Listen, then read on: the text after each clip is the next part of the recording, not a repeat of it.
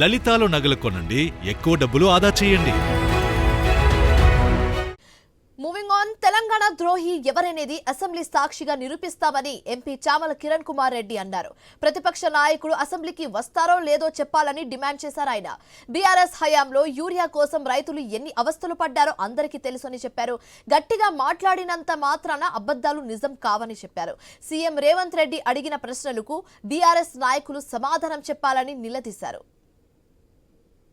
రేవంత్ రెడ్డి గారు నీళ్లు నిజాల మీద అసెంబ్లీ సాక్షిగా అసెంబ్లీలోనే చర్చ చేద్దాం, ఎవరు ద్రోహియో ప్రజలే తెలుసుకుంటారు, ఎందుకంటే మన చర్చల ద్వారా వాస్తవాలు బయటకు వస్తాయని చెప్పడం జరిగింది.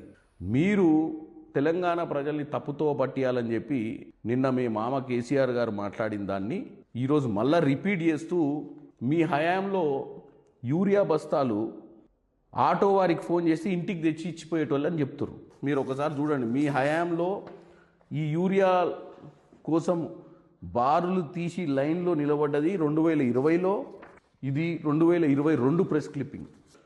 ఒక పని చేయండి, మీ మామగారిని అసెంబ్లీకు చర్చకు తీసుకురండి. అసెంబ్లీ చర్చలోనే నీళ్లు నిజాల గురించి మాట్లాడతారు. తెలంగాణ ప్రజల ముందు ముఖ్యమంత్రి మీ యొక్క కేసీఆర్ గారు ఇద్దరు చర్చ చేసుకుంటే తెలంగాణ ప్రజల ముందు తేట తెల్లమైందని తెలియజేస్తున్నారు.